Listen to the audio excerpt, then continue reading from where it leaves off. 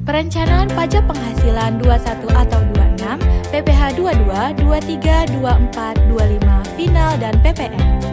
Perencanaan pajak penghasilan 21, 22, 23, 24, 25, dan final. Strategi dalam perencanaan pajak. 1.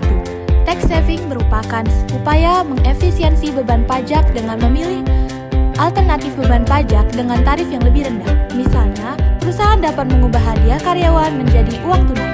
2. Untuk pencegahan kejahatan perpajakan adalah dengan mengendalikan undang-undang perpajakan yang berlaku. Perusahaan dapat menghindari sanksi pajak berupa sanksi administrasi seperti denda, sanksi atau biaya tambahan hukuman pidana. 3. Tax avoidance atau penghindaran pajak adalah upaya untuk meningkatkan efisiensi beban pajak dengan menghindari pengenaan pajak atas yang bukan objek pajak. Penundaan pembayaran tunggakan pajak tanpa melanggar aturan yang berlaku dan dapat diperoleh dengan keterlambatan pembayaran PPN. 5.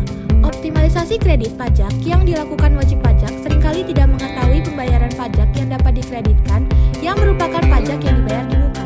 Misalnya, Pasal 22 pajak atas impor, Pasal 23 atas penghasilan jasa. 3 metode yang bisa digunakan dalam perhitungan PPh Pasal 21. 1. Gross method. Metode ini adalah metode pemotongan pajak dengan karyawan menanggung sendiri jumlah pajak penghasilannya yang biasanya dipotong langsung dari gaji karyawan yang bersangkutan. 2. Net method. Metode ini adalah metode pemotongan pajak dengan perusahaan sebagai pihak yang menanggung pajak karyawannya. 3. Gross up method. Metode ini adalah metode pemotongan pajak dengan perusahaan memberikan tunjangan pajak yang jumlahnya sama besar dengan jumlah pajak yang akan dipotong dari karyawan.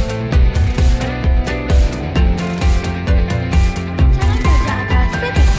Dalam hal perencanaan pajak, perusahaan dapat melakukan perencanaan pajak atas PPN. Hal ini untuk mencegah perusahaan membayar PPN dalam jumlah besar.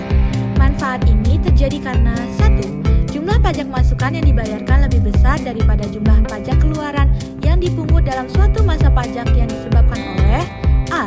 PKP melakukan pembelian atau impor BKP atau JKP pada masa investasi atau pada awal usaha dimulai. B. Ekspor BKP oleh PKP. C. PKP menyerahkan BKP atau PKP kepada pemungut PPN. D. PKP menyerahkan BKP atau JKP yang memperoleh fasilitas. Bayar juga karena kesalahan pemungutan PKP dan bukan karena pajak masukan melebihi pajak keluaran. Kasus ini dikenal sebagai kelebihan bayar karena pajak yang dipungut tidak benar.